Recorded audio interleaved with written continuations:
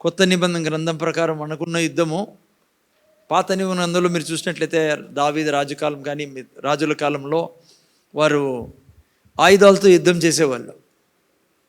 ఆ యుద్ధము వేరే టైప్ యుద్ధము. కానీ ఆత్మీయ లోకంతో నా యుద్ధము అలా ఉండదు పిల్లరా.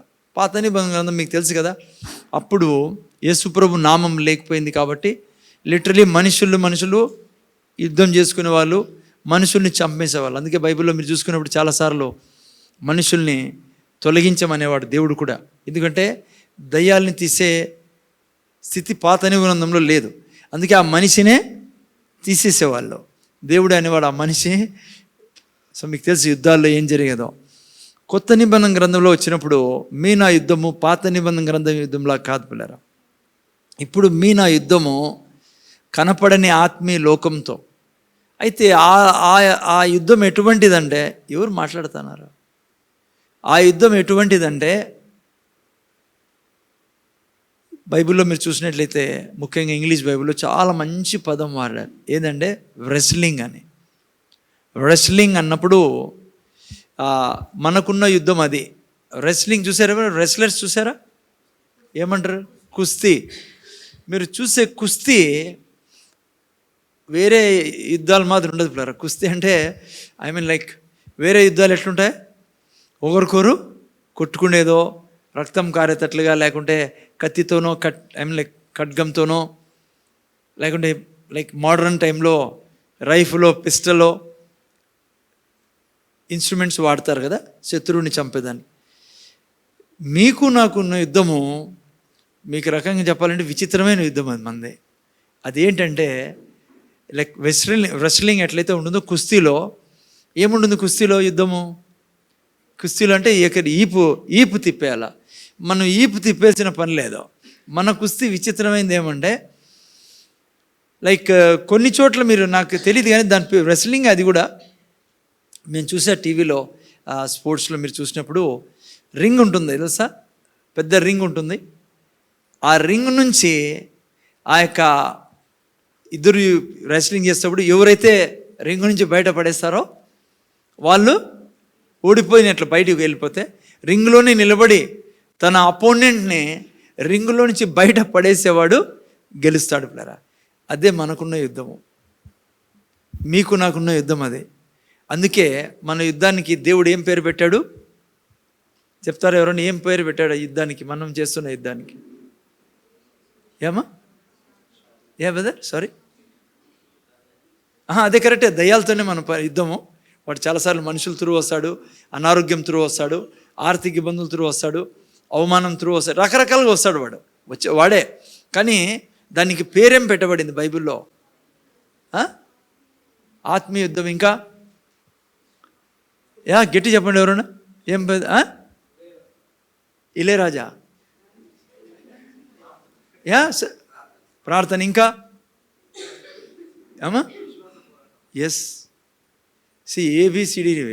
మీరు ఏదో సైంటిఫిక్ క్వశ్చన్ అడుగుతున్నాడు. దానికి ఏం చెప్పాడు బైబిల్లో? విశ్వాస పోరాటం. ఇదే మన యుద్ధం. వాడంటాడు నువ్వు రోగం నుంచి బయటికి రాలేవు. ఇప్పుడు నీకు రోగం పట్టుకుంది, లేదంటే జబ్బు, తలనొప్పో కాలు నొప్పో, లేదంటే పిల్లలకి ఇంట్లో రోగం వచ్చింది, వాడంటాడు ఇప్పుడు నువ్వు బయటికి రాలేవు ఈ అనారోగ్యం నుంచి. అది మీకు నాకున్న యుద్ధం. నువ్వు ఎప్పుడు ఈ సృష్టిలో జీవించాలి అంటే యేసు ప్రభువుని రక్షకుడుగా అంగీకరించిన తర్వాత నువ్వు ఆరోగ్యం కొరకు పోరాడకూడదు పిల్లరా. ఆరోగ్యం కొరకు నువ్వు పోరాడకూడదు. చిన్న ఎగ్జాంపుల్, ఆరోగ్యం గురించి మీకు ఎగ్జాంపుల్ ఇస్తా.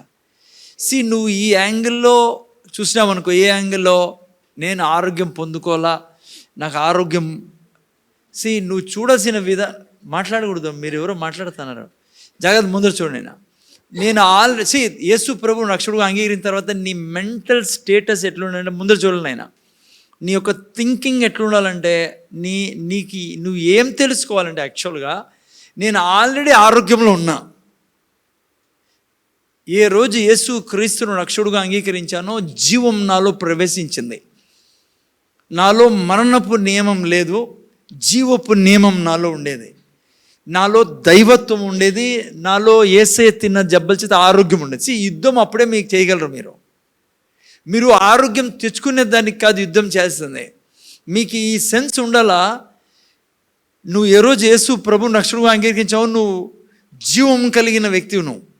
నీ ఆత్మలో జీవం ఉంది, నీ ఆత్మలో పరిశుద్ధాత్మ దేవుడు నువ్వు కలిసి ఉన్నారు, నువ్వు జీవానికి పుట్టి ఉన్నావు, నీ ఆత్మలో జీవం ఉంది. నువ్వు ఆ రోజు నుంచి ఆరోగ్యానికి అర్హుడువు, నువ్వు సంపూర్ణ ఆరోగ్యవంతుడివి. అది తీసుకోవాలి నువ్వు ఫస్ట్. ఎట్లయితే నువ్వు నీతిమంతుడివి, నువ్వు ఫస్ట్ పరిశుద్ధుడివి, నువ్వు దైవత్వంతో నిండిన వాడివి, నువ్వు ఐశ్వర్యవంతుడివి. ఆ క్షణమందు నీ జీవితము కంప్లీట్గా ట్రాన్స్ఫార్మ్ అయింది. అది నువ్వు ఫస్ట్ తెలుసుకోవాల్సిందే. అప్పుడే ఈ యుద్ధం చేయగలవు నువ్వు. లేదంటే యుద్ధంలో నువ్వు గెలవలేవు, చేయలేవు. యుద్ధం నువ్వు విడిచిపెట్టేసావు. ఎందుకంటే నీకు అసలే పాయింట్ అర్థం కావడం లేదు, ఏం జరుగుతుంది నీతో అని. సో అందుకే రెస్లింగ్తో పోల్చాడు దేవుడు మనకి ఈ యుద్ధాన్ని. సో నువ్వు ఆల్రెడీ ఆరోగ్యవంతుడివి, నీ మీద అనారోగ్యం అటాక్ అయింది. అర్థమైతే నీ మీద సిక్నెస్ వచ్చింది, నీకు గొంతు నొప్పి వచ్చింది, జ్వరమే వచ్చింది. నీకు ఫస్ట్ అండర్స్టాండింగ్ ఏముండాలంటే, నాకు ఇది ఇల్లీగల్, ఇది నేను ఆరోగ్యవంతుని, ఇది నా మీద అటాక్ ఇదే. సో నువ్వు దాన్ని పుష్ చేయాల బయటికి. ఎలా పుష్ చేస్తావు నువ్వు? వాక్యం ద్వారా. ఏంటి అఫెన్సివ్ వెపన్ మన దగ్గర దేవుడు ఇచ్చినది? వాక్యము.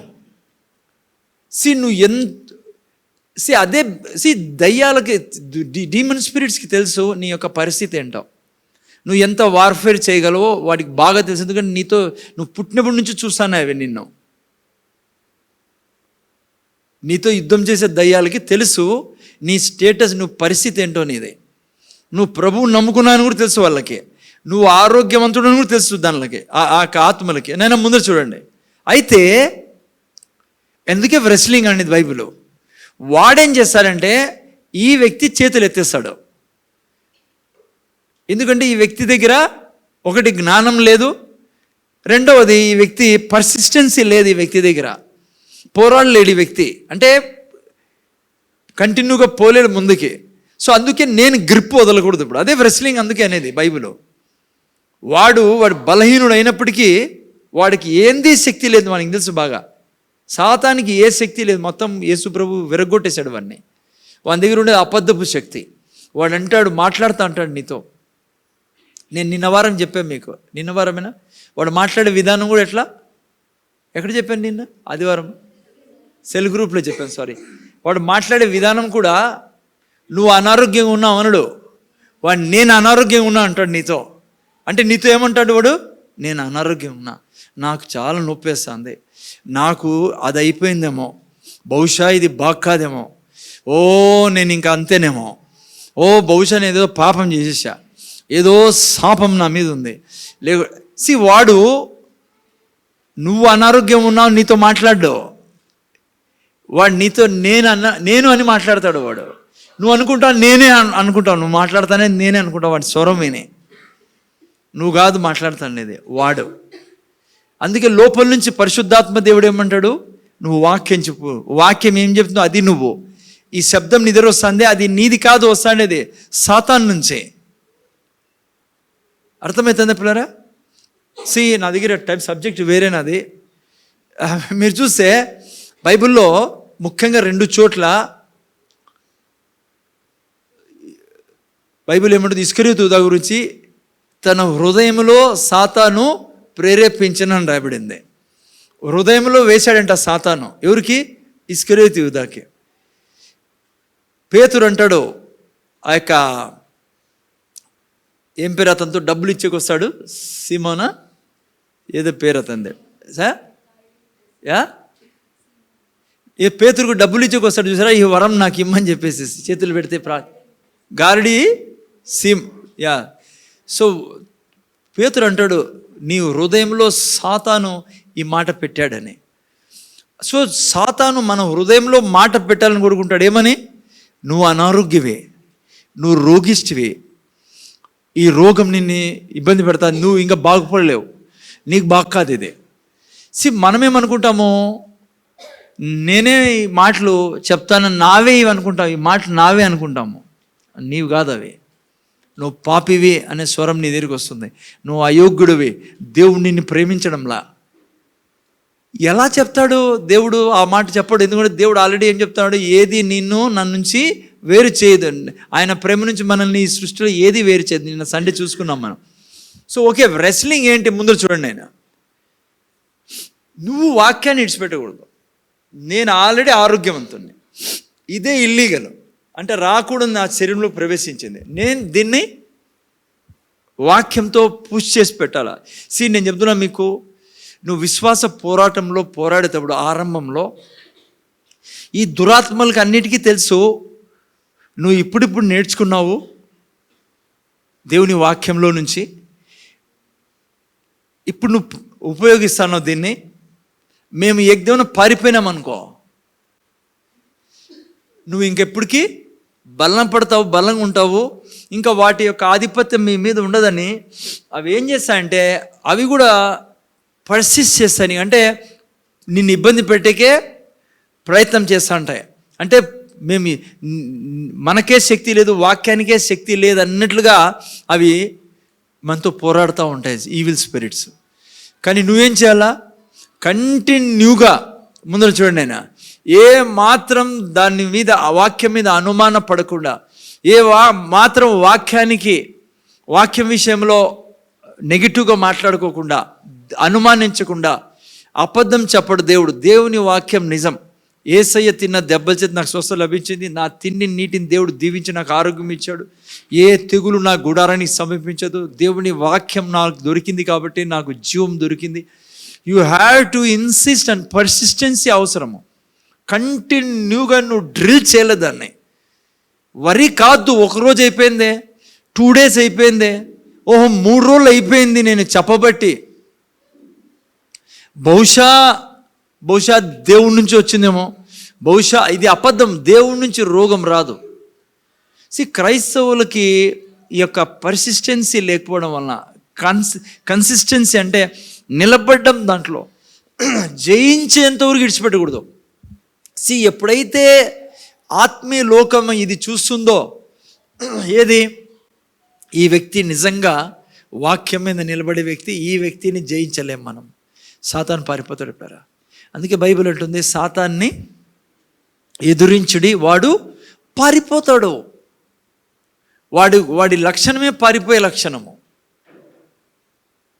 అందుకే ఇంగ్లీష్లో చాలా బాగా రాయబడింది, resist the devil, resist him. అందుకనే కొత్తగా నేను ఈ యొక్క విషయాల్ని నేర్చుకుంటున్నాం. వాక్యం చెప్పడం ద్వారా, సర్వాంగ కవచం ధరించుకోవడం ద్వారా. సర్వాంగ కవచం మీకు తెలుసు కానీ, నేను నీతిమంతుడిని, పరిశుద్ధుడిని, నేను దేవునితో సమాధానం కలిగిన వాడిని, రక్షింపబడిన వాడిని. ఇవన్నీ నీకు ఎప్పుడు ఉండాలి. అందుకనే చెప్తున్నా, ఫస్ట్ నీ పొజిషన్ చూసుకో. నువ్వు ఆరోగ్యవంతుడివి, నువ్వు నీతిమంతుడివి, నువ్వు దైవత్వంతో నిండిన వ్యక్తివి. నిన్ను దేవుడు నిత్యం ప్రేమిస్తున్నాడు. నీకు తన కుమారుడు ద్వారా సమస్తం ఇచ్చేసాడు. నా దగ్గర ఇప్పుడు సమస్తం ఉన్నాయి, లేనిదేంది లేదు నా దగ్గర. ఆ యాంగిల్లో నువ్వు జీవించాలి ఈ భూమి మీద. అప్పుడే నువ్వు ప్రతి దాన్ని ఎదిరిస్తావు, దాన్ని పారద్రోలుతావు. నీ యొక్క దేవుడు ఇచ్చిన ఆశీర్వాదాలను నువ్వు ఆనందిస్తూ ఉంటావు. ఇప్పుడు ఆరోగ్యం గురించి ఎందుకు చెప్తానంటే ఈ యొక్క విషయము, మీరు ఆరోగ్యాన్ని గ్రాంటెడ్గా తీసుకొని, ఎందుకులే మాత్ర వేసుకుంటే సరిపోతుందిలే, డాక్టర్ దగ్గర పోదాంలే, లేదంటే ఇంతేలే. నేను మందులు మానేమనడంలే. మీ ఫెయిత్లో మీరు గ్రో అయ్యేంత వరకు, ఒక లెవెల్కి తీసుకోకుండా ఉండే స్థితికి వచ్చేంత వరకు నేను కాదను. కానీ ప్రయారిటీ మెడిసిన్కి, డాక్టర్కి ఇచ్చినారనుకో, మీకు జీవితాంతం అట్లే పోవాల్సి వస్తుంది. మీకు అదే విధంగా మీ శరీరాన్ని పాడు చేసుకుంటారు మందులతో. చివరికి దేవుడిచ్చిన దీర్ఘాయువులో మీరే పోగొట్టుకోవాల్సి వస్తుంది. దేవుడి వల్ల కాదు, ఈవెన్ సాతాను వల్ల కూడా కాదు. వాడు చెప్పే అబద్ధం వలన, నీలో పర్సిస్టెన్సీ లేకపోవడం, నీలో కన్సిస్టెన్సీ లేకపోవడం, నువ్వు గట్టిగా నిలబడకపోవడం వల్ల. అందుకే నేను చెప్పేది ఏమంటే, అనారోగ్యం వచ్చినప్పుడు మీరు పోరాడలేరు. అనారోగ్యం లేని దినాలు ఉంటాయే, అప్పుడు ఎక్కువ ఇన్సిస్ట్ చేయాలి మీరు దాన్ని. మనం చేసే పెద్ద తప్పు ఏం తెలుసా? ఇప్పుడు బాగున్నాం కదా, పక్కన పెట్టు ఆ కన్ఫెషన్ లిస్ట్ని, పక్కన పెట్టు పొద్దున్న లేసేదాన్ని, లేదంటే పక్కన పెట్టు ప్రార్థనని, లేదంటే దేవుణ్ణే పక్కన పెట్టి మళ్ళీ చూసుకుందాం కష్టాలు వచ్చినప్పుడు. ఇది మతం కాదు, ఏదో కష్టాలు వచ్చినప్పుడు పోయి ఏదో పరిగెత్తిపోయి పట్టుకునేదానికి. ఇది జీవించే విధానం. మనము దైవత్వంతో కలిసి ఉన్నాం మనం. సో ఎందుకు ఈ మాట చెప్తానంటే, ఆరోగ్యం కూడా కొత్తగా మీరు ఒకవేళ ఈ యొక్క విషయాన్ని నేర్చుకుంటున్నారు కాబట్టి సంఘంకి వచ్చి ఆరోగ్యంగా ఉన్నప్పుడు బాగా ఇన్సిస్ట్ చేయండి. నేను మీకు రోజు చాలాసార్లు చెప్పా, మీరు దినమంతా కూడా చాలాసార్లు మీ శరీరం గురించి చెప్పాలి, మీరు మాట్లాడాలి మీ శరీరంతో. అర్థమవుతుంది. సాతానే ఏమన్నాడు యేసుప్రభుతో? ఆజ్ఞాపించమంటున్నాడు. ఏమన్నాడు? ఎవరికి? ఈ రాళ్ళకి నువ్వు అంటే నువ్వు నేను ఎవరు? ఆజ్ఞాపించే వాళ్ళం. నువ్వు ఆజ్ఞాపించలేదనుకో, మామూలు టైంలో నువ్వు అనారోగ్యం వచ్చినప్పుడు కష్టమవుతుంది యుద్ధం చేయడం. అనారోగ్యము 95% సాతాను ద్వారానే వచ్చేది పిల్లరా. వాడు వాతావరణం పొల్యూట్ చేయొచ్చు, వాడు ఏదేదో చేస్తూ ఉంటాడు. భోజనాన్ని పొల్యూట్ చేయొచ్చు, నీళ్ళని పొల్యూట్ చేయొచ్చు. 5% మనం కొద్దిగా అజ్ఞానంగా ఉండడం వలన 10% మన అజ్ఞానం అనుకో, 5% మన అజ్ఞానం. ఇష్టానుసారము తినడము, ఇష్టానుసారము చలి ఎండ అనేది దానికి జాగ్రత్తగా ఉండాలా. చలికాలంలో చలి, ఎండాకాలం ఎండలో ఎట్లా పోవాలా, ఏం తినాలా, ఎక్కడేం తినాలి. ఇప్పుడు ఎండలో పోతా అంటే చలి నీళ్ళు తాగినామనుకో, అది నీ మూర్ఖత్వం అదే కదమ్మా. ఎండకు వస్తాము, ఇప్పుడు ఎండాకాలం మొదలైంది, బయట నుంచి వస్తాము, జస్ట్ బాడీ అంటుంది నాకు రిలాక్స్ చల్లగా. మూర్ఖత్వం. నువ్వు పోయి చల్లనీళ్ళు వేసుకోవడము ఖచ్చితంగా రియాక్ట్ అవుతుంది, నీ బాడీలో ప్రాబ్లమ్స్ వస్తాయి. సో కొద్దిగా మనం అక్కడ తప్పులు చేస్తూ ఉంటాం కదమ్మా. కానీ 90% ఇదే కారణం. సో మీరు దినమంతా కూడా డబ్బు గురించి కానీ వేరే ఏ విషయాల గురించి కానీ మీరు ఇన్సిస్ట్ చేయాల. వాక్యం తీసుకొని, ఇది నా జీవితము, నేను ఆల్రెడీ ఆరోగ్యంతో నిండి ఉన్నవాడిని. ఈ అనారోగ్యము ఇల్లీగల్, నాకు బీదరికము ఇల్లీగల్, లేదంటే భయము ఇల్లీగల్. ఓకే, నేను రాని నా జీవితంలోకి వీటిని నేను నేను వాటి మీద పరిపాలిస్తా. ఇది లేకుంటే నువ్వు యేసు ప్రభుని ఆనందించలేవు. అందుకే చాలామంది క్రైస్తవుల సమస్య ఏమంటే, దేవుడే బీదరికం వేశాడు, దేవుడే అనారోగ్యం వేశాడు, దేవుడే శపించాడు, శాపం తిరుగుతుంది. No no no nothing doing. ఏంది లేదు. నువ్వు నూతన సృష్టివి, నీ మీద ఆశీర్వాదం తప్ప ఇంక ఏదీ లేదు. ప్రతి ఆశీర్వాదం యేసుక్రీస్తులో మీ జీవితంలో మీకు ఇవ్వబడింది. ఓకే, సో ఎనీహౌ జస్ట్ మీకు ఇంట్రొడక్షన్ అది. ఎందుకంటే చాలామంది నాకు నేను లిస్ట్ తయారు చేసి వచ్చింది ఈరోజు చిన్నపిల్లలదే. ఎంతమంది ఉన్నారా సౌమ్య? 31 మంది ఎంతమంది ఉన్నారు చిన్న బిడ్డలే అంతా. ఓకే, అందరి పేర్లు మీకు తీసుకొని మీ పిల్లల కోసమే కాదు, ఇతరుల పిల్లల కోసం మీరు చేస్తే మీ పిల్లలు కూడా ఆరోగ్యంలో ఉంటారు. డాక్టర్ ఉన్నాళ్ళే, ఫలానా డాక్టర్ ఉన్నాడు, ఇక్కడ కాకుండా బెంగళూరు పోతామయ్యా మాకేమా, అట్లా బుద్ధి ఉంటే మీరు తిరుగుతూనే ఉంటారు హాస్పిటల్ చుట్టూ. ఓకే, నేను మీకు అబ్జెక్షన్ చేయడంలే డాక్టర్ దగ్గర పోద్దని, కానీ హలో స్టార్ట్ చేయండి పిల్లల గురించి దినంలో అనేక సార్లు. ఎందుకు చేయకూడదు? బాత్రూంలో కూడా చేయొచ్చు. చెప్తా ఉండండి వాక్యం చెప్తాను. మీ పిల్లల గురించి వాక్యం చెప్తాను, నీ భర్త గురించి, భార్య గురించి, ప్రతి ఒక్కరి గురించి దేవుని వాక్యం ఇంట్లో చెప్తాను. ఆరోగ్యం గురించి చెప్తానండి. ఒక 8-9 వాక్యాలు ఉన్నాయి ఆరోగ్యం. మీకు అదే పనిగా టైప్ చేసి కూడా ఇచ్చాం. సో కంటిన్యూగా నువ్వు దేవుని వాక్యమో, ఆరోగ్యం గురించి, డబ్బు గురించి, అన్ని గురించి చెప్తాను. ఓకే, ఏనేమో. సో మన యొక్క సబ్జెక్ట్లోకి వెళ్దాం ఇప్పుడు. ఓకే, సారీ, సమృద్ధి అయిన జీవితం గురించి మనం నేర్చుకుంటా ఉన్నాం. ఓకే, తొందరగా ముగించాలి కూడా. యోహాను సువార్త 10:10 మనం మెయిన్ సబ్జెక్ట్లోకి వెళ్తున్నాం. అది జస్ట్ అట్లా టచింగ్. మీకు ఏమైంది మా? ఏం కావాలా? అదా ఆ ఫ్యాన్ది, అదే ఆఫ్ చేయి చెప్తా. కూర్చో ఇక. చదవండి. నేను ఎవరండి? యోహాను సువార్త 10:10. దొంగతనమును హత్యను నాశనమును చేయుటకు వచ్చును గాని మన దేనికిని రాడు. గొర్రెలకు జీవము కలుగుటకు, అది సమృద్ధిగా కలుగుటకును నేను వచ్చితినని మీతో నిశ్చయంగా చెప్పుచున్నాను. ఓకే, రండి అయినా అసలైన విషయంలోకి వెళ్దాం. మనము అబండెంట్ లైఫ్ ఇంగ్లీష్లో, తెలుగులో సమృద్ధి జీవితం గురించి నేర్చుకుంటా ఉన్నాం. యేసు ప్రభుని ఏ రోజు నువ్వు రక్షకుడుగా అంగీకరించావో ఆ క్షణమందు నువ్వు సమృద్ధి జీవితంలోకి ప్రవేశిస్తా ఆల్రెడీ అక్కడ నీ లైఫ్ అది, నువ్వు ఎగ్జిస్టింగ్ సమృద్ధి అనే జీవితంలో నువ్వు పుట్టావు. ఎందుకంటే అందుకే బైబిల్ అంటుంది, మనం ఎవరు వారసులము? దేవుని వారసులం పిల్లరా. ఆయన సమస్తము మంది, క్రీస్తుతో జత వారసులం. అంటే ఆయన యేసు ప్రభు దగ్గర ఉండేదంతా మీ దగ్గర, నా దగ్గర ఉంది. అది దానికి అర్థం. ఓకే, యాక్చువల్ సో మనం లాస్ ఆఫ్ ఇంక్రీజ్ గురించి నేర్చుకోవాలా. ఇప్పుడు కాదు, దీని తర్వాత. ఏం నేర్చుకోవాలా?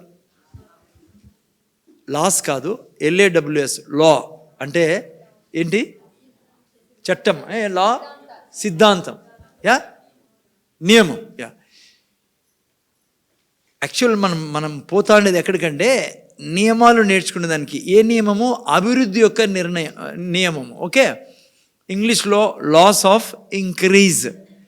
అయితే లాస్ ఆఫ్ ఇంక్రీజ్ అంటే నేను ప్రతి విషయంలో అభివృద్ధి చెందడానికి దేవుడు కొన్ని సిద్ధాంతాలు పెట్టాడు, నియమాలు పెట్టాడు. అప్పుడే మనకు అవి అనుభవించగలం, దేవుని చేతిలో తీసుకోగలము.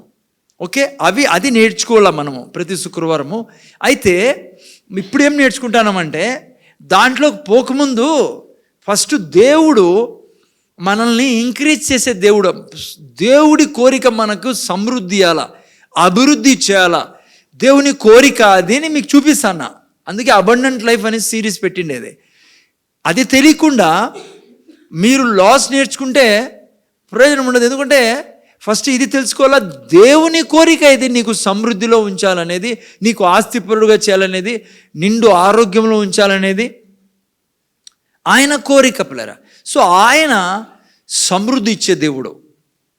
అయితే ఆ సమృద్ధి ఇచ్చే దేవుడు మనం సమృద్ధి పొందుకోవాలంటే దానికి సంబంధించిన లాస్, నియమాలు మనం నేర్చుకోవాలి. అది మళ్ళీ నేర్చుకున్నాం. ఫస్ట్ ఆయన సమృద్ధి ఇచ్చేవాడని నేర్చుకుంటా ఉన్నాం.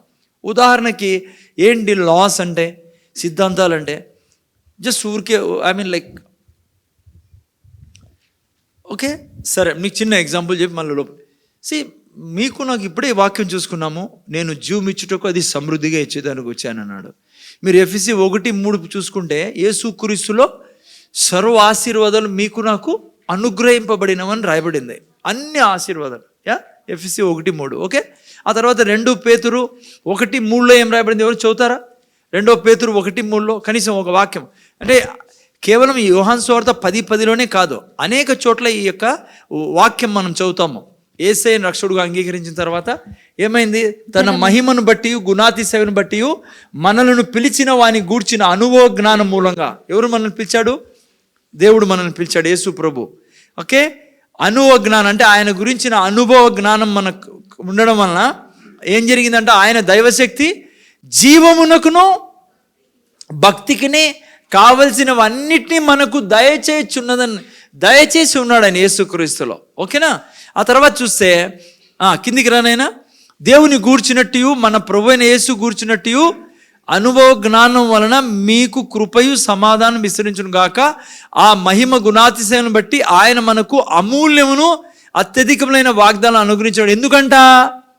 దురాశను అనుసరించడం వలన లోకమందు భ్రష్టత్వం ఉంది కదా, అది మనము ఈ వాగ్దానం మూలంగా తప్పించుకొని ఆ భ్రష్టత్వంలో పడకుండా దేవునిలా బ్రతకదానికంట ఇవన్నీ వాగ్దానాలు ఇచ్చిన దేవుడు. మనకు భక్తికి జీవనం కాసిన అన్నీ ఇచ్చేశాడు దేవుడు. ప్రతి దీవెన మనకు ఇవ్వబడింది పిల్లరా. సో బైబిల్ అది మనకు బోధించేది. అందుకే యేసుప్రభు అన్నాడు, నేను జీవం ఇచ్చుటకును. సో ఈ యొక్క జీవితం మనలోకి రావాలంటే, నేను ఇప్పుడే మీకు ఇంతకుముందు చెప్పినట్లుగా నియమాలు పెట్టాడు దేవుడు. కొన్ని లాస్ ఆఫ్ ఇంక్రీజ్, లైక్ సిద్ధాంతాలు, ఆ యొక్క జీవితం యేసుప్రభు ఇస్తాను జీవితం లాక్కునేదాన్ని, మనలోకి తెచ్చుకునేదాన్ని. చిన్నగా ఉదాహరణ, నిన్న కులాపాల ఇంట్లో ఉన్నప్పుడు నేను ఈ వాక్యం మెన్షన్ చేశా. జస్ట్ ఒక లా. ఏంటి సార్ సిద్ధాంతం, జస్ట్ మీకు అర్థం కావాలి, మీకు కనెక్టివిటీలో ఉండాలని చెప్పి 22:4 వీళ్ళేంటో నిన్న ప్రీచ్ చేస్తూ ఈ వాక్యం చెప్పా. ఉదాహరణకు ముఖ్యంగా పురుషులు వినాలా. ఏంటది? నేను ఏంటన్నారు, దేవుడు మీకు నాకు ఐశ్వర్యం ఇవ్వాలని కోరుకునే దేవుడు పిల్లరా. బీదరికం దేవుడు తెలీదు, దేవుడు బీదుడు కాదు, దేవుడు బీదరికమేడు, ఐశ్వర్యం ఇవ్వాలని కోరుకుంటాడు దేవుడు. ఓకేనా? అయితే లా ఏంటి దీనికి? ఐశ్వర్యం నేను కలిగి ఉండాలంటే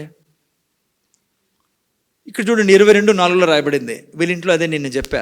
యెహోవా యందు భయభక్తులు కలిగి ఉండుట ఐశ్వర్యమును, 22:4 పెట్టినైనా, యెహోవా యందు భయభక్తులు కలిగి ఉండుట ఇది సిద్ధాంతం, లా అంటే నియమం. ఇది చేయడం వలన సామెతల గ్రంథం 22:4, ఇది చేయడం వలన ఏమొస్తుందంటే ఇక్కడ రాయబడింది, ఐశ్వర్యమును ఘనతయు జీవమును దాని వలన కలుగును. సో నేను ఎగ్జాంపుల్ ఇస్తున్నా మీకు. ఏమి ఎగ్జాంపుల్ ఇస్తానని చెప్పండి. ఐశ్వర్యం పొందుకోవాలంటే దేవుడు ఆల్రెడీ ఇచ్చాడు ఐశ్వర్యము. ఇది సిద్ధాంతం. ఏం సిద్ధాంతము? యెహోవా యందు భయభక్తులు కలిగినుట. యెహోవా యందు భయభక్తులు కలిగి ఉంటే ఏమొస్తుందంట మీ జీవితంలో? ఐశ్వర్యం. అంటే ఉదాహరణకి వర్షం పడుతుంది అనుకోండి, అదే దేవుడు అంటాడు నేనేమి ఇచ్చకొచ్చా? సమృద్ధి. వర్షం పడుతుంది, నువ్వు కుండ బోర్లేస్తే ఏమవుతుంది? ఒక చుక్క కూడా, అంతే కదా, కాలువలు పారుతున్నాయి, బ్రహ్మాండమైన వర్షము, కానీ నీ ఇంట్లో ఏం లేదు బ్రదర్, ఏం లేదు నీ ఇంట్లో అంటే ఒక చుక్క నీళ్ళు ఎందుకు లేవు? బింది బోర్లేయడము. ముఖ్యంగా పురుషులు వినాలి మీరు. ఇక్కడ బైబిల్ ఏమంటుందో తెలుసా? ఐశ్వర్యం నీకు ఆడుందో తెలుసా? ఐశ్వర్యము ఘనత జీవము ఎవరి వలన కలుగును? యెహోవా వలన కలుగు. ఎప్పుడు? నువ్వు దేవునందు భయభక్తులు కలిగి ఉంటే నీకు ఐశ్వర్యం దొరుకుతుంది. నువ్వు సో ఇంకో వాక్యం బట్టి ఇది ఇంకా క్లియర్ కాలే వీళ్ళకి. 10:22 పెట్టిన ఆయన సామెతలో 10:22. సో ఇది లా. ఏం లా? భయము భక్తి కలిగి ఉంటే నువ్వు ఐశ్వర్యం నీ దగ్గర వచ్చి పడుతుందంట. భయభక్తుల వల్లనే ఐశ్వర్యం వచ్చేది. ఇంకోటి చూడండి, 10:22 పెట్టావా? యెహోవా ఆశీర్వాదము ఐశ్వర్యం ఇచ్చును. నీ యొక్క ఉద్యోగం కాదు నీకు ఐశ్వర్యం ఇచ్చేది. ఉద్యోగం చేయాలా బెదర్, ఇంటానా కులేప మళ్ళీ మానేసేవారు రేపటి నుంచి గబక్కనే. ఎందుకంటే ఐశ్వర్యం వచ్చేది ఆశీర్వాదం అనంట, పని వలన కాదంట. No no no no no అజ్ఞా సిచ్చి లాజిక్ అర్థం చేసుకోండి. పని చేయాలా, టీచర్ల పని చేయాలా, ఎవరి పని వాళ్ళు చేయాల్సిందే. చదువుకునేవాడు చదువుకుంటూ ఉండాలా. అయితే అవి నీకు ఐశ్వర్యం ఇవ్వు. అందుకే మగోళ్ళకి నేను అదే మీకు చెప్తాను, సంపాదించే వాళ్ళకి, మీకు మీ ఉద్యోగం ఐశ్వర్యం ఇస్తుందని పోయినారా, అంతంతే ఉంటుంది నెలకు జీతం మీ దగ్గర. అప్పుల్లోనే ఉంటారు మీరు. ప్రిన్సిపల్ అర్థం చేసుకోండి, లా అర్థం చేసుకోండి. లా ఏమంటుందంటే యెహోవా ఆశీర్వాదము ఐశ్వర్యం ఇచ్చేది మీకు. అక్కడేం రాసుకున్నాము? యెహోవా యందు భయభక్తుల వలన ఐశ్వర్యం వస్తుంది, ఘనత వస్తుంది అని అక్కడ చూసుకున్నాం 22:4. ఇక్కడ 10:22 ఏమంటున్నాడు? యెహోవా ఆశీర్వాదం ఐశ్వర్యం ఇచ్చి. కింద చదవండి ఏం రాయబడిందో. నరుల కష్టము చేత ఆ ఆశీర్వాదము కిందికి రాని. నైనా యాడు నన్ను మొబైల్లో కిందికి రాని, ఇంకొద్దిగా పైకి పోతుంది. నువ్వు ఎక్కడో మాట్లాడుతాను బంగారు, జాగ్రత్త వినండి. యెహోవా ఆశీర్వాదం ఐశ్వర్యం ఇచ్చిన, నరుల కష్టం చేత ఆ ఆశీర్వాదం ఎక్కువ. కులం అర్థమైందా నీకే? ఏం చెప్పేందో నువ్వు ఊరికే దేవుని దగ్గర రాకుండా, చాలామంది నేను చెప్పా ఈ ప్రిన్సిపల్. నేను సంపాదిలా కష్టం, దేవుడా అంటే అన్నం పెడతాడా? నువ్వు రాళ్ళకు మొక్కా ఇన్ని రోజులు, నువ్వు ఇప్పుడు మొక్కుతా అనేది జీవం గల దేవుణ్ణి. దేవుడా అంటేనే వచ్చేదంట. చూడండి, ఆపోజిట్ చెప్తాను బైబిల్. దేవుడా అంటేనే ఐశ్వర్యం వచ్చేది. నువ్వు ఆయన్ని విడిచిపెట్టి, ప్రిన్సిపల్ని విడిచిపెట్టి, సిద్ధాంతాన్ని విడిచిపెట్టి తిరుగుతాను అనుకో, వస్తుంది, డబ్బులు వస్తాయి నీ చేతికి. అవి ఏం కాదంట, ఆశీర్వాదం ఎక్కువ కాదు. అదే ఆశీర్వాదం వల్ల ఏమొస్తుంది? పైన ఐశ్వర్యం వచ్చింది. ఇది మీకు జస్ట్ సింపుల్ లా. నేను మళ్ళీ వస్తాను దీనికి, టీచింగ్ మళ్ళీ వస్తాను, మీకు జస్ట్ చూపిస్తాను మీకు. ఇది లా. దీన్ని పక్కన పెట్టినామనుకో, నువ్వు బొంగరం మాదిరి తిరుగుతావు, చచ్చిపోతావు ముసలుడై. ఎవరు పోరు ఇంటి దగ్గర నుంచి? అప్పులు పోరు, వాళ్ళు వస్తూనే ఉంటారు. నీ బంధువులు కదా వాళ్ళు. నువ్వు ఎవరి కోసం ఉద్యోగం చేస్తానో ఆల్రెడీ చూసుకున్నావు గత 2 వారాల్లో. Just enough. అమ్మా లెస్ దెన్ ఎనఫ్ ఫస్ట్ ఏంటి? Not enough, just enough. Just enough అంటే ఎవరు? అంతే. కొద్దిగా ఏదైనా అయిందనుకో, ఏటికి పోలా? చైన్ తీర్లా, ఉంగరం తీర్లా, వేరే వాళ్ళ దగ్గర పోలా. ఎందుకు తెలుసా? నువ్వు ఏం చేస్తున్నావు? కష్టం. కష్టం నీ కష్టం కాదు నీకు ఐశ్వర్యం తెచ్చేది. ఉద్యోగం చేయలేను, నేను ఉద్యోగం చేద్దానలా, కానీ నా దేవుడు నాకు మొదటి స్థానం. యెహోవా యందు భయభక్తులు ఐశ్వర్యం తెచ్చును. 22:4 చూసుకున్నాం మనం. ఇది లా. నేను మిగేసే ఇంకో లా ఏముంది? ఉదాహరణకి ఇంకో లా ఏంటి? దేవుని నీతిని రాజ్యాన్ని వెతుకు. అది ఓ లా.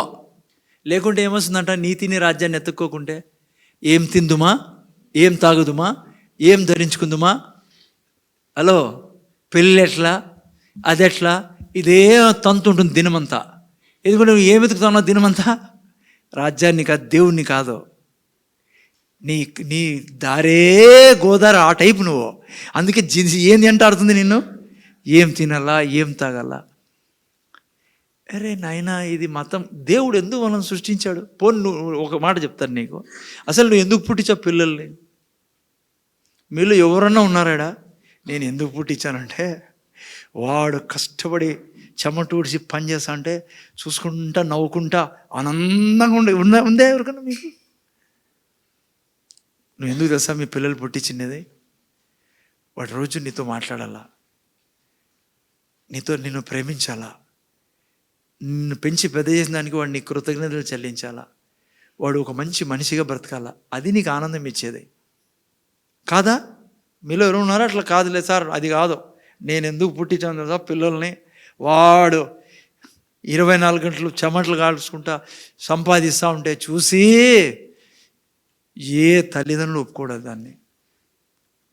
తల్లిదండ్రులు ఏమంటారు తెలుసా? మంచి తల్లిదండ్రులు, దుర్మార్గులు నాకు తెలియదు కానీ, రే ఎవరికి కావాలరా నీకు అవన్నీ, నాకెందుకు రావన్నీ, నేను కావాల్సింది ఎందుకు, నీ నుంచి కావాల్సింది ఏముంది సార్? నువ్వు నన్ను గౌరవించడం, నువ్వు నన్ను ప్రేమించడం. దేవుడు అదే కోరుకునేది. మిగతావన్నీ ఇట్లే ఇస్తాను నేను నీకు. దేవుడిని అర్థం చేసుకోవడం పెద్ద డిఫికల్ట్ ఏం కాదు పిల్లరా. మీ రిలేషన్ చూసుకోండి ఇంట్లో. మీతో మీ పిల్లోడు మాట్లాడు, ఎప్పుడో లేస్తాడు, యాడో పోతాడు, ఎప్పుడో వస్తాడు. ఎట్లుంటుంది మీ సరే ఇల్లు ఎట్లుంటుంది? మీ ఇల్లు ఎట్లుంటుంది?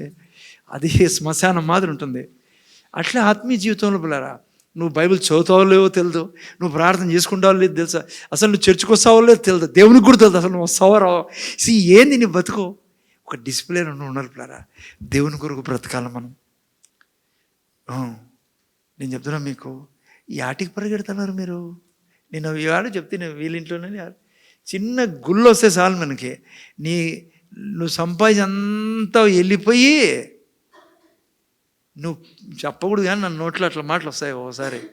కొంతమంది జీవితం ఆటికి పరిగెత్తాను నువ్వు, ఏం సంపాదిస్తాను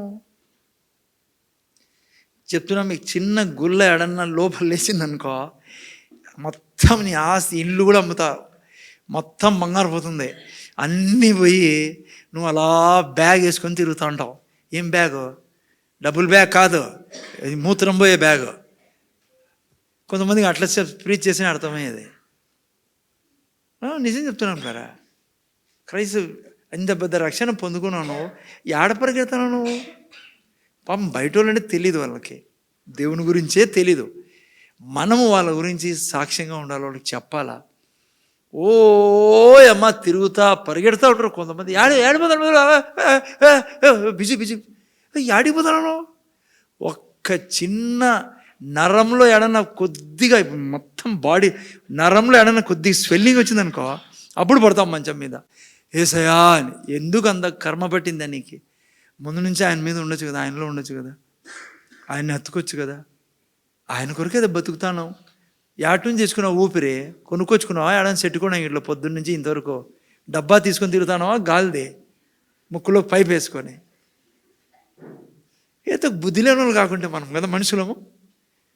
గాలి ఇచ్చేది అదే, పొద్దునుంచి నువ్వు ఊపిరి పీల్చుకునేది ఆయన వల్లనే. ఇప్పుడు ఆయనే నీకు అవసరం లేదన్నట్లు ప్రవర్తిస్తూ ఉంటాను. ఎంతమంది రాలేదు చూడండి, అడిగిపోయింటారు సంపాదించేదానికి. కొంతమంది ఇంట్లో పకోడా తింటా అంటారు. అరే ఆ పకోడానే నిన్ను హాస్పిటల్ పడేసేది, వీడికి రా, వీడికి నేను చెప్తా ఏం తినాలో ఏం తినకూడదు. Really speaking. హలో. సో ఈ లాస్ అన్ని మళ్ళీ చెప్తాను మీకు. హలో, ఇవన్నీ ఈ సిద్ధాంతాలు. దేవుడు మీకు నాకు అన్ని ఇచ్చాడు, కానీ అది చెప్తే కదా, ఆకాశం నుంచి కుంభవర్షమా కుండవర్షం పడుతుంది. కుంభవర్షం అంటారా ఏదా? కుంభవర్షం పడుతుంది. నీ కుండ మాత్రం ఖాళీగా ఉంది. ఎందుకు? కుండ ఏం చేసావు? నువ్వు చెప్పరే, కోపం వస్తుందా ఈరోజు? ఏంది ఇట్లా అంటాడు నేను? ఉండేది చెప్తాను తల్లి. అమ్మా సిస్టర్ అరుణ బామ్మ నవ్వుతాను. ఆమె చాలా రోజులు రాక ఈరోజు వచ్చింది. నవ్వుతాను, నన్ను గట్టిగా నవ్వుతాను కదమ్మా. ఏం మీద రామకృష్ణ మీద అర్థమవుతుంది మీకు? పాపం బ్రదర్కి అర్థమవుతుంది. నువ్వు నేను ఎటువంటి జీవితం కలిగి ఉన్నామంటే, దైవత్వంతో నిన్ను దేవుని జీవితం మీదే నాది. జస్ట్ ఆయన ఆత్మీయ లోకంలో ఉన్నాడు, మనం భౌతిక లోకంలో ఉన్నాం, బాడీలో ఉన్నాం. ఈ బాడీ ఆయనది, మనది. శరీరము దేవుని ఆలయం. సో ఓకే, సో సమృద్ధి జీవితం ఇచ్చేదానికి వచ్చాడు. ఓకే, సో ప్రిన్సిపల్ గురించి మళ్ళీ మనం లాస్ గురించి మళ్ళీ నేర్చుకుందాం. అసలైన విషయంలోకి వెళ్దాం. ఓకే, మీరు చూస్తే ఈ యొక్క యోహాను సువార్త 10:10 పెట్టినైనా ఏం రాబడింది? యేసుప్రభు అన్నాడు, నేను జీవం ఇచ్చుటకు అది సమృద్ధిగా ఇచ్చేదానికి వచ్చి ఉన్నా.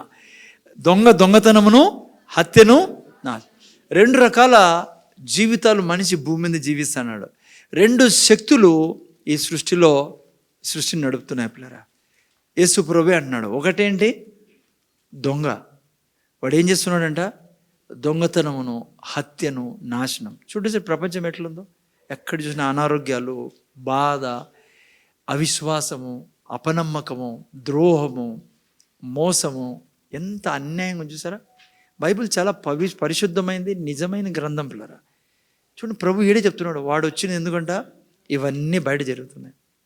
ఎంత ఘోరంగా తయారవుతాను చూడు ప్రపంచం ఇప్పుడు కదా. ఎవరో చెప్పారు, ఏ స్థితికి వస్తుందంటే మన ప్రపంచము, మరి భారతదేశంలో అదే పరిస్థితి అనుకుంటా నేను. టీచర్లు భయపడతారంట స్టూడెంట్స్కి టీచింగ్ చేసేదానికి. తెలుసా మీకు ఆ విషయం? టీచర్లు భయపడతారు, ముఖ్యంగా హైయర్ క్లాసెస్కి. ఒక చోట, చాలా చోట్ల ఉంది, కానీ ఒక చోట నేను మీకు చెప్తున్నాను మీకు.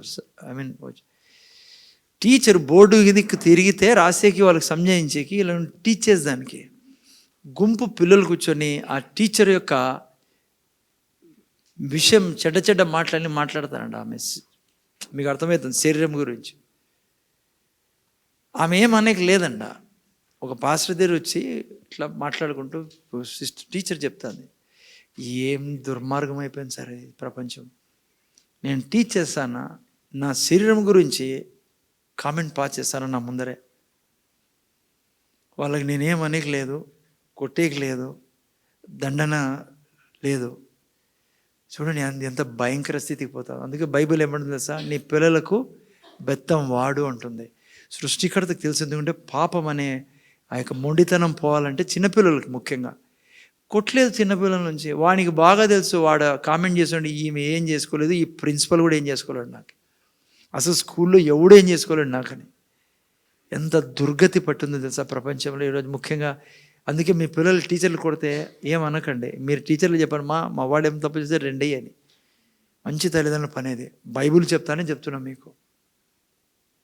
ఎవరో తిక్కులోడు గట్టి కొట్టి ఏదో చేసింటాడు తప్పని నేను మళ్ళీ అది మంచిదనని నేను. కొద్దిగా ఏదో పిచ్చి పట్టి కొంతమంది కొడతారు, అది కాదు నేను అంటా అనేది. అసలు భయం అనేది చిన్నపిల్లలకి ముఖ్యంగా దండనతోనే వచ్చేది. మీకు తెలుసా విచిత్రం, పోలీసు వాళ్ళని కొడతాను బయట పోయే వాళ్ళు. పోలీసు వాళ్ళు కూడా కొట్టే అధికారం లేదు ఇప్పుడు. కొద్ది రోజులు పోయిన పోలీసు వాళ్ళు కూడా ఏం చేస్తారు తెలుసా? ఎవరన్నా పోయి సాయంత్రం మాకేం వచ్చింది, మా జీతం మాకు దొరుకుతుంది, మీరు పొడుచుకుంటారో చంపుకోండి, మేము వచ్చి ఏదో ఆడ వస్తాము, నిలబడతాము అందరితో పాటు, మేము కూడా ప్రేక్షకుల్లో ఉండి మనమే సమాజమే తెచ్చుకుంటా ఉంది. అది యేసుప్రభు చెప్తా అనేది. అప్పుడే చెప్పాడు, దొంగ వచ్చినాడు, వాడు నాశనం చేసేకి వచ్చాడు. కానీ యేసుప్రభు అంటాడు, నేను జీవం ఇచ్చుటకు అది సమృద్ధిగా ఇచ్చుటకు. క్రైస్తవులైన మీరు నేను ఇది బాగా అర్థం చేసుకోండి. చాలామంది మనము యేసుప్రభు నిత్య జీవం ఇచ్చేదానికి వచ్చాడు అనుకుంటాం. తప్పేం లేదు, నిజం అదే. నిత్య జీవం అంటే అండి ఎప్పుడు జీవించే జీవితము. అది వాళ్ళకు కూడా ఉంది, మనకు ఉంది. అర్థమవుతుందా? ఎందుకంటే ఆ పదం ఒకటే తెలుసు చాలామంది క్రైస్తవులు. యేసుని నమ్ముకున్నాం సార్, నిత్య జీవం దొరికింది, హెవెన్లీ లైఫ్ దొరికింది. ఓకే, మంచిది, తప్పను నేను. నిత్య జీవం అంటే వాళ్ళకు కూడా దొరికింది నిత్య జీవితం. ఎవరికి? నరకంలో ఉండే వాళ్ళకి. మనకు కూడా దొరికింది నిత్య జీవితం. మనం ఎక్కడ ఉంటాం? స్వర్గంలో. అది మాత్రమే కాదు, నిత్య జీవం అంటే everlasting life. They are in the hell, వాళ్ళు నరకంలో ఉన్నారు, మనము స్వర్గంలో ఉన్నాం. గుడ్. కానీ యేసుప్రభు ఇక్కడ అంటాండేది జీవము అది సమృద్ధిగా ఇచ్చే కంటే ఈ భూమి మీద జీవించే జీవితం ఇచ్చేదానికి వచ్చినది ఆయన. ఎందుకంటే అపోనెంట్ యాడ్ చేస్తాడు, వాడు దొంగతనం, హత్య, నాశనం యాడ్ చేస్తాడు. స్వర్గంలో వానికి స్థలమే లేదు. ఆడగాదు వాడు చేసేది. ఏంది? దొంగతనమును, హత్యను, నాశనమును. ఎక్కడ చేస్తాడు? భూమి మీద. సో యేసుప్రభు జీవమును అది సమృద్ధిగాను యాడిచ్చేకొచ్చాడు? భూమి మీద పిల్లరా. అది మనం క్లియర్గా ఉండాలా. యేసుప్రభుని రక్షకుడు అంగీకరించిన బిడ్డలకు ఇక్కడ స్వర్గంలో ఏం సమస్య లేదు పిల్లరా. ఎవర్ లాస్టింగ్ లైఫ్ మనకి దేవుడు యేసుప్రభుని రక్షకుడు అంగీకరించిన రోజే నీ పేరు జీవ గ్రంథం రాబడింది. ఎవ్వడు నేను తీసేసుకోలేడు ఆయన దగ్గర నుంచి. సండే అదే వింటాను మనం. బట్ నీ విశ్వాసం ఏ దాని మీద ఉండాలా? ఇప్పుడే నేను స్టార్టింగ్లో చెప్పా. నీ పొజిషన్ ఏంటి? సమృద్ధి జీవితంలో ఉన్నా, నిండు ఆరోగ్యము, నిండు ఐశ్వర్యము, నిండు దీవెనలో, మేలు నాకు ఆల్రెడీ పొసెస్డే ఉన్నాను నేను, ఆల్రెడీ అర్హుడే ఉన్నాను నేను, ఆల్రెడీ నా పేరు మీద రాయబడింది జీవితం. అది మీరు నేను బాగా ప్లాట్ఫామ్ అంది, పునాది అది. దాని మీద నిలబడి జీవించాలా, దాని మీద నిలబడి మనం శాసించాలా, దాని మీద నిలబడి అనారోగ్యాన్ని శాసించాలా, దాని మీద నిలబడి బిదరికాన్ని శాసించాలా. ఇది లేదనుకో, మీకు ఇది తెలియదు అనుకో, కష్టం శత్రువుని ఎదుర్కోవడం. ఎందుకంటే అజ్ఞానం వల్లనే నా ప్రజలు నశించిపోతున్నారని బైబిల్ చెప్తుంది. ఓకే, సో నిన్న వారం కొంతమందిని పాత నిబంధనలు చూసుకున్నాం మనం. అబ్రహాము, లోతు కదా. ఎటువంటి ఆశీర్వాదం వాళ్ళ దగ్గర? పెద్ద ప్రాబ్లం వచ్చింది ఇద్దరికి. ఎవరెవరికి? అబ్రహాంకి, లోతుకి. ఏం ప్రాబ్లము? చాలా మంచి ప్రాబ్లం అవి రోజు రావాల మనకి. ఆ ప్రాబ్లము ఎంత అయిపోయిందంటే వాళ్ళ దగ్గర ఆస్తి కదా. దేవుడు నిన్న వారం కూడా చెప్పాను మీకు నేను, లోతుని తెమ్మనిలే దేవుడు, అబ్రహాం తెచ్చాడు, లోతు వచ్చాడు.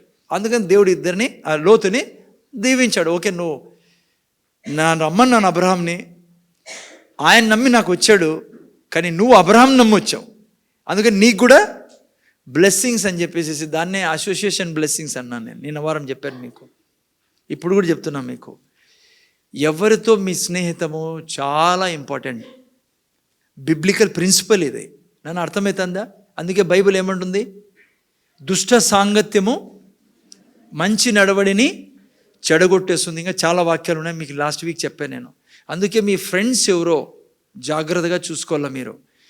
నేను మీకు తండ్రిగా, పాస్టర్గా చెప్తున్నా, స్పిరిట్ మీలో ట్రాన్స్ఫర్ అవుతాయి మీరు ఆహ్వానిస్తే. అందుకే కొండెములు చెప్పేందుకు ఫ్రెండ్షిప్ చేయకండి. వాళ్ళ మాటలు వీళ్ళ మాటలు వాళ్ళని గబ్బులేపి అట్లా ఫ్రెండ్షిప్ చేస్తే మీరు ఖచ్చితంగా అదే స్పిరిట్కి దాసులు అయిపోతారు. అందుకే ఎవరితో ఫ్రెండ్షిప్ ఉండాలా? మనకు ఎవరు శత్రువులే. నేను ఎవరు శత్రువు చూడమని చెప్పడంలే.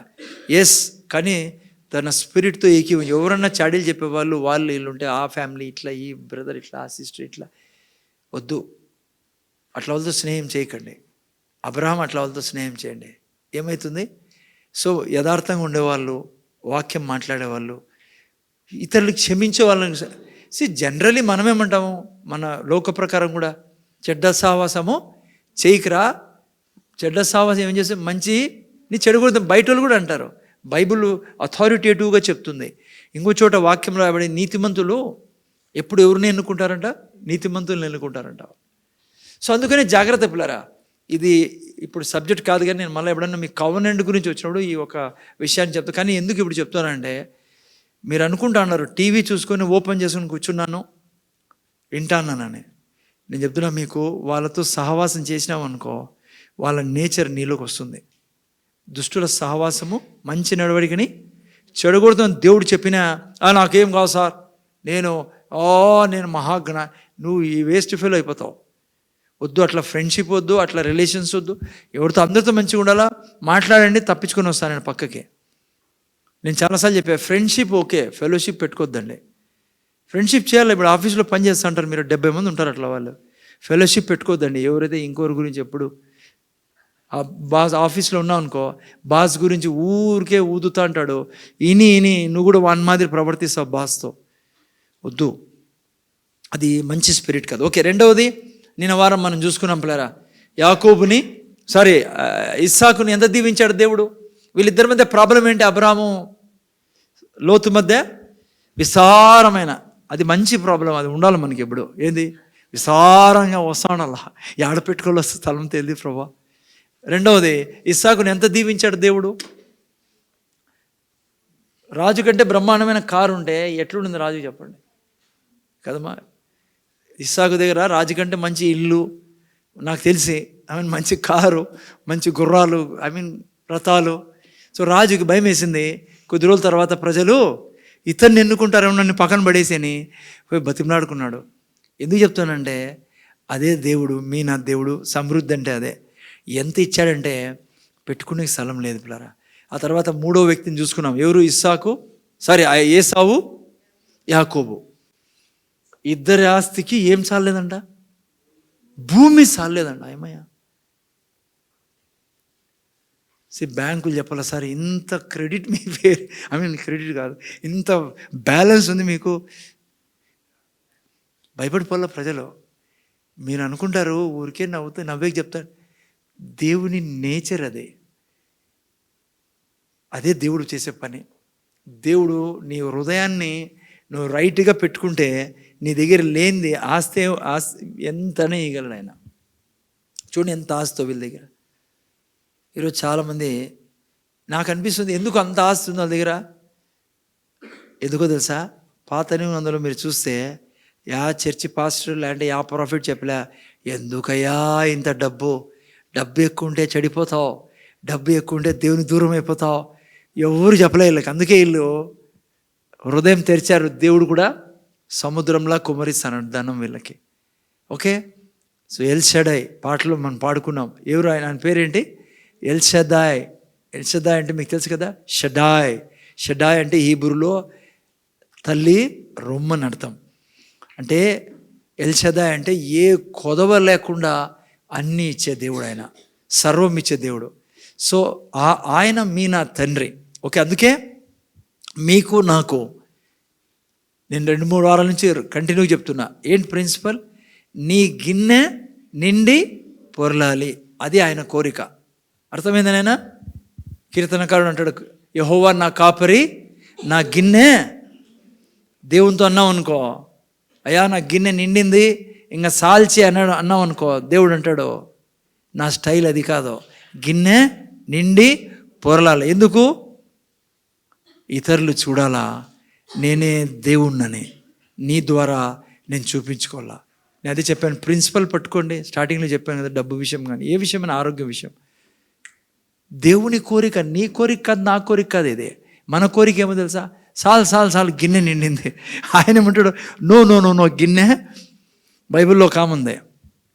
ఈ గిన్నె గురించి తెలుదా మీకు? పాపం గిన్నె గురించి తెలుదు. ఏం చేసింది తప్పు? ఆమె ఒకసారి ఏం చేసిందంటే, ఆమె అప్పుల్లో ఉంది. పాపము అప్పులు వచ్చి పడినాయి. ఎన్ని అప్పులు వచ్చి పడ్డాయంటే, అప్పులు వచ్చి ఇస్తావా లేకుంటే నీ పిల్లలు తీసుకోవాలా, అమ్మేసుకోవాలా మార్కెట్లోని. అప్పుడు మనుషులు అమ్మేవాళ్ళు. ఈమె పరిగెట్టి అడిగిపోయింది, ప్రవక్త దగ్గర పోయింది, ఎలీషా దగ్గర పోయింది. ఎలీషాతో అనింది, అయ్యా ఇట్లా పరిస్థితి, అప్పుల్లో ఉన్నాము, మా భర్త చనిపోయినాడు, బహుశా ఆయన అప్పులు చేసి చనిపోయాడేమో. చనిపోయిన తర్వాత ఎవరు కట్టాలి? ఇప్పుడు భార్య కట్టాలా. సో మాకు ఇన్ని అప్పులు ఉన్నాయి, కట్టుకోలేకపోతున్నాం అన్నప్పుడు ఎలీషా ఏమన్నాడంటే, ఇంట్లో ఏముందమ్మా అన్నాడు. ఈమెనింది, నూనె కుండ ఉంది అనింది. ఆయన ఏమన్నాడు, నువ్వు పని చెయ్యి, నువ్వు పోయి పాత్రలు గిన్నెలో చుట్టుపక్కల గిన్నెలు అన్నీ తెచ్చుకున్న తర్వాత ఆ నూనె ఏం చేయాలి, నువ్వు ఈ గిన్నెలో పోయమన్నాడు. ఎంతమంది తెలుసు ఈ స్టోరీ? చాలామంది తెలుసు. నేను వాటికి పోవడంలే, టైం లేదు కాబట్టి. ఏం చేయాల్సింది ఏమో చెప్పండి. ఈమె ఏం చేసింది చెప్తున్నా కదా. గిన్నెలు తెచ్చింది, ఆడ ఈడ ఎన్ని తెచ్చుకోదో మనకు తెలియదు, కానీ నూనె వేస్తుంది. గిన్నెలు లేవు. సో గిన్నెలు లేవు అంటూనే నూనె ఏమైపోయింది? ఆఫ్ అయింది. చూసారు ఎంత పెద్ద తప్పు చేసింది ఏమే. ఏం తప్పు చేసింది సార్? ఇంగ్లీష్లో చదివితే మీరు 2 రాజుల గ్రంథము 4:4 మీరు ఇంగ్లీష్లో చదివితే ఎంత మంచి మాట అక్కడ రాయబడిందంటే 4:4 ఇంగ్లీష్లో పెట్టినైనా ఇంగ్లీష్లో ఒక పదం రాయబడింది 4:4 కిందికి రా. And when you have come in you shall shut the door behind you and your Sons. పైకి పోయినైనా ఇంకొద్దిగా పైది మూడో వాక్యం చెప్పు. ఇక్కడ చూడండి ఏం రాయబడిందో. Go borrow vessels from everywhere. ఎక్కడి నుంచి? From everywhere, from all your neighbours empty vessels. ఇప్పుడు చదవండి ఏం రాయబడిందో. Do not gather just a few. ఎంత గొప్ప దేవుడు చూడండి. ఏం చేయాల్సింది బ్రదర్? ఈమె ఏం చేయాల్సింది చెప్పండి. మీరైతే ఏం చేస్తారు బ్రదర్? మనం ఏం చేస్తాం చెప్తున్నా. ఆమెన్న పాపం పక్కన ఎవరికి తెలియకూడదు. అలీబాబా 40 చోర్ మాదిరి మా ఇంట్లో ఈమె కొద్దిగా ఏం చేయాల్సింది? ఈమె టైం లేదు. ఏం చేయాల్సింది? ఆటో పెట్టించుకొని అనౌన్స్మెంట్కి గిన్నెలు తీసుకుని రండి రా నాయన అనంతపురం వాళ్ళంతా. గిన్నె తాండి వాపస్ గిన్నెతో పాటు 1 లీటర్ నూనె ఫ్రీ. ఇంకేముంది చెప్పండి. సో ఊరంతా గిన్నెలు తీసుకురావాల్సింది ఆమె. ఆయన ఆల్రెడీ చెప్పాడు కొద్ది కాదు. ఆడేం రాయబడింది కదా, కొద్ది కాకుండా దండికి తెమ్మన్నాడు. Do not gather just a few. Already చెప్పాడు ఈయన. అనంతపురం అంతా దండర్ వేసి పిల్లలు పంపించారు, తెమ్మని చెప్పు. ఎవరు సార్ మా వాళ్ళు హీరో అంటే డ్రమ్ములు గిమ్ములు బ్యారెల్ అన్నీ తెమ్మని చెప్పు. ఏమి ఇస్తావు? 10 లీటర్లు 2 లీటర్లు ఫ్రీ నూనె. నేను చెప్తున్నా ఒక మాట. అసలుకి ఆమె ఆ ఊర్లో ఉండే బీదరికమంతా తీసేయాల్సింది దెబ్బకి. నన్ను అడిగితే ఫారిన్ అడిగిల్సిందే, ఫారిన్ కూడా పంపించింది, రండి విమానాలు వేసుకొని గిన్నెలు తీసుకొని. కానీ ఏం చేసింది? FC1 అవుతుంది. నాకు ఎవరన్నా అట్లా చెప్తే మాత్రం ఇట్లే చేస్తాం సార్. నేను ఆటో పెట్టి ఫస్ట్ పిల్లలకి మైక్ ఇచ్చి రండి ఎక్కడికి? భాగ్యనగర్కి. గిన్నెలు బన్నెలు అన్నీ తీసుకురండి ఉండేటివన్నీ. 10 లీటర్లకు 3 లీటర్లు వాపస్ ఫ్రీ, 5 లీటర్లకు 1.5 లీటరు. సో ఈ విధంగా పెట్టుకుంటే ఏమవుతుండే. కానీ ఆ తల్లి ఏం చేసింది? సో మన దేవుడు అటువంటి దేవుడు పిల్లరా. ఓకే. సో నా దేవుడు మీకు నాకు ఎల్లప్పుడూ సమృద్ధి ఇచ్చే దేవుడు. అందుకే మలాకి 3:10 ఏమన్నాడు దేవుడు? 10వ భాగం ఇచ్చి నన్ను శోధించు. ఎంత ఇస్తా? ఆకాశ వాకిలి తెరిచి పట్టజాలంత విస్తారంగా దీవెనలు కుమ్మరిస్తా. మీకు చాలాసార్లు నేనైతే నమ్మేవాడిని కాదు ఆరంభంలో. ఆకాశం తెరిచి ప్రభా ఒక 2 రూముల ఇల్లు చాలు, కొద్దిగా వాళ్ళ జీతమే, ఏదో నేను నా కుటుంబం తిని తాగి చక్కగా పనుకుందాం. ఆయన ఏమంటాడు? ఆయన లెక్కంతా ఎట్లుంటుంది? ఆకాశ వాకిలి తెరిచి పట్టజాలనంతా. చెప్పడం కాదు, చేసి చూపించాడు. ఇప్పుడు మీకు పెద్ద డౌట్ ఏమో చెప్తున్నా నేను. అది పాత నిబంధన గ్రంథం సార్ అంటారు చాలామంది. కొత్త నిబంధన గ్రంథంలో కూడా అంతా ఇదే ఉండేది. ఓకే కేవలం ఒక పోర్షన్ చూసుకుందాం. ఓకే, ఈరోజు ఎందుకంటే టైం ఆల్రెడీ ఎక్కువ అవుతుంది కాబట్టి. ఎక్కడ రాయబడింది? యోహాను సువార్త 6వ అధ్యాయం. ఈరోజు కోసం కొత్త నిబంధనలో జస్ట్ ఒక పోర్షన్ చూసుకుందాం. ఏం జరిగింది 6వ అధ్యాయంలో? ఎవరైనా తీసి చదవండి. 6వ అధ్యాయం తీయండి ఆయన. 1 నుంచి ఎవరైనా చదవండి తొందరగా. అటు తర్వాత యేసు తిబెరియా సముద్రము అనగా గలిలయ సముద్రము దాటి అద్దరికి వెళ్ళెను. రోగుల ఎడల ఆయన చేసిన సూచక క్రియలను చూచి బహుజనులు ఆయనను వెంబడించిరి.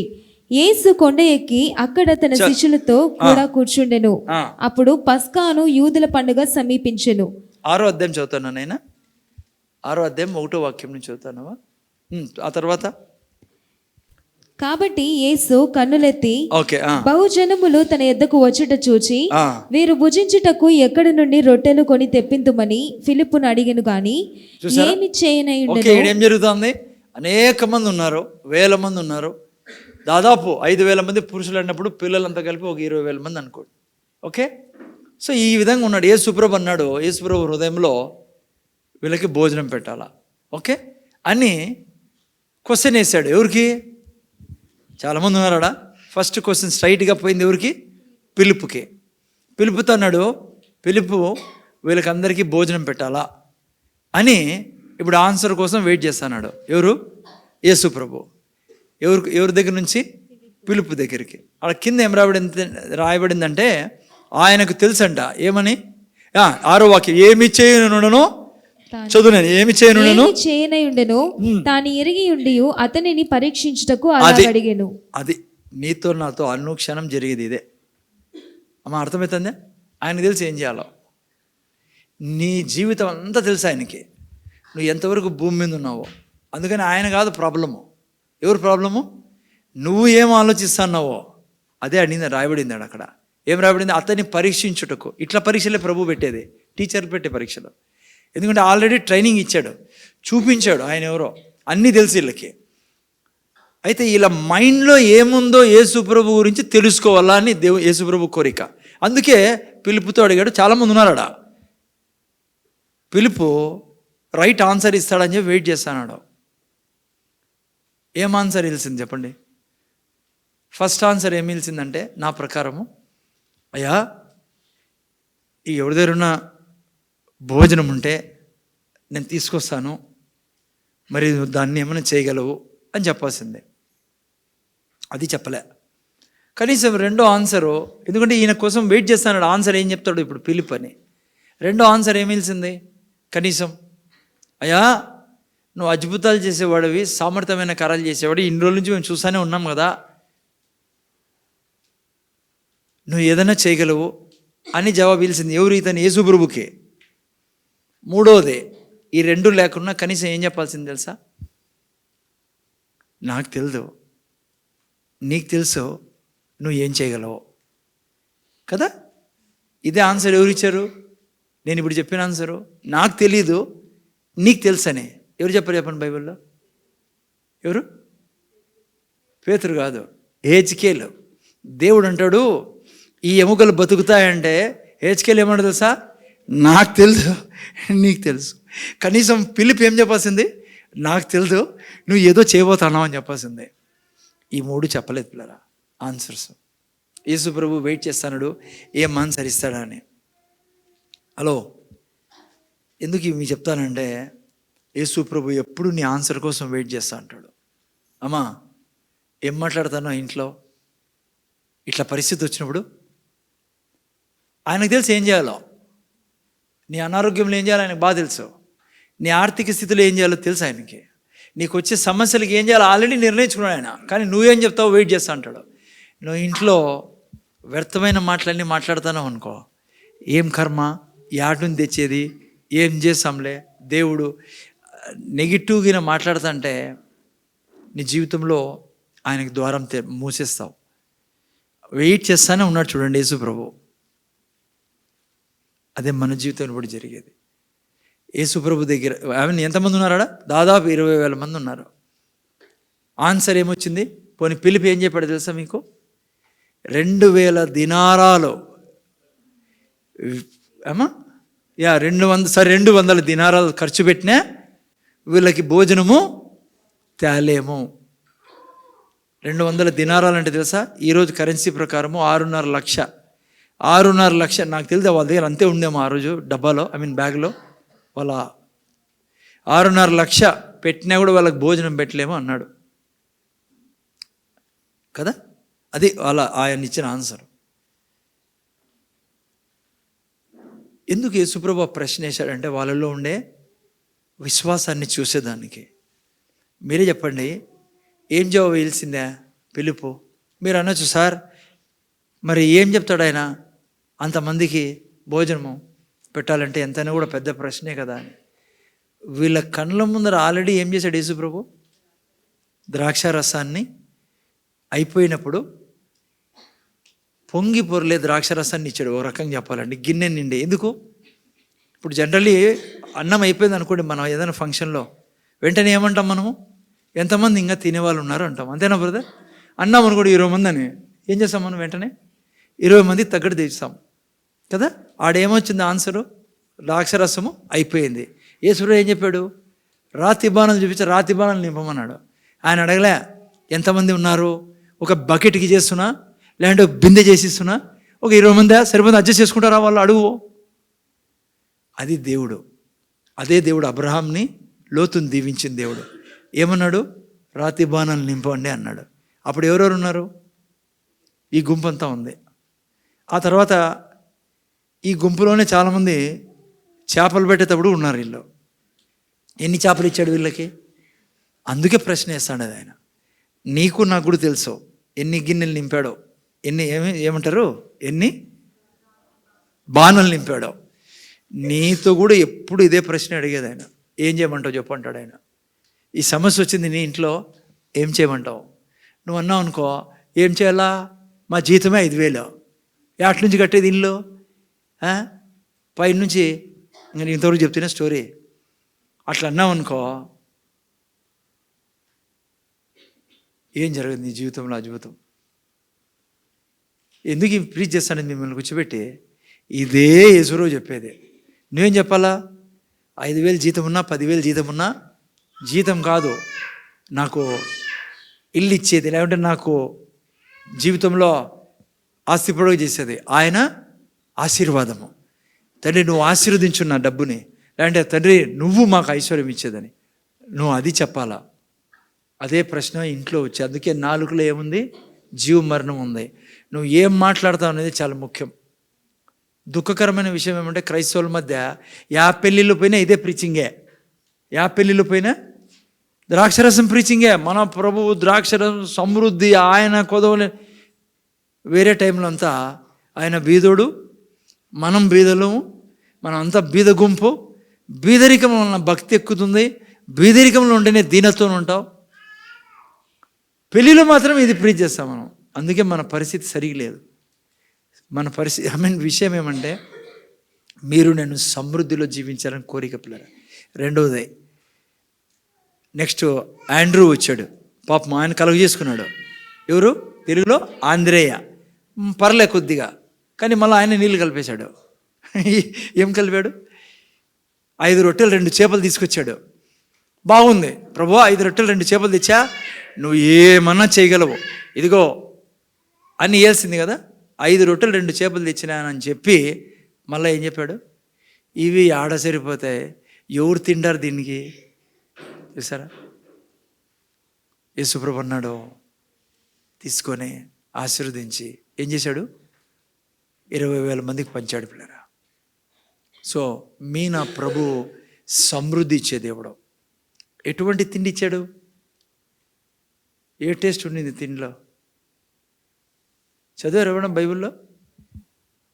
టేస్ట్ గురించి చదివారు? ఇచ్చిన ఆ టైంలో పంచిన రొట్టెలు చేపలు ఎంత టేస్ట్ ఉన్నాయమ్మా? మోని నీకేమైనా తెలుసా? ఎంత టేస్ట్ ఉన్నాయి?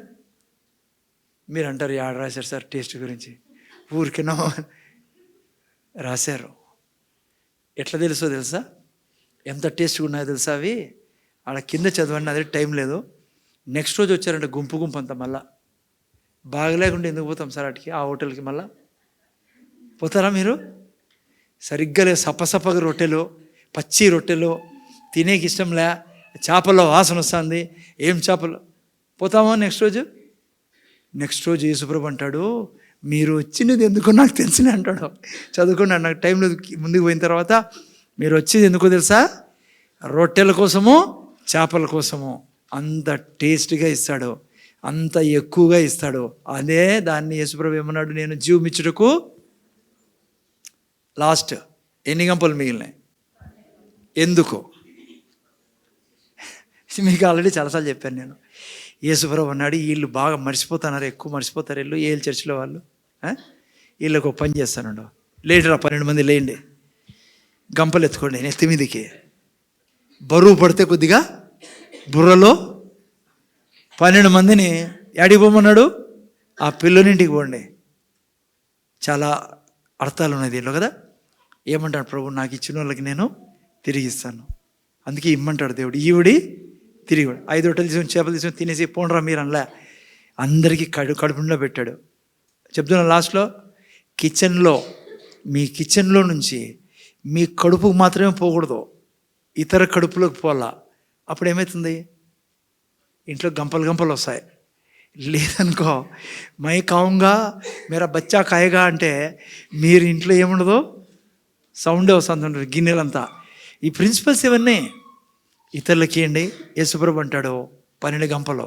ఆ పిల్లునికి ఏం కొదవలేదు, మీకేం కొదవ ఉండదు. దాచుకోవద్దండి దేవునికి ఇచ్చేకి, దాచుకోవద్దండి ఇతరులకి ఇచ్చేకి. నువ్వు ఎంత దాచుకుంటావో అంతే ఉండిపోతుంది. టైత్ ఆఫరింగ్ దాచుకున్నావా అంతే ఉంటుంది, అది ఉండదు కూడా, వెళ్ళిపోతుంది. అది దాచుకోవద్దు.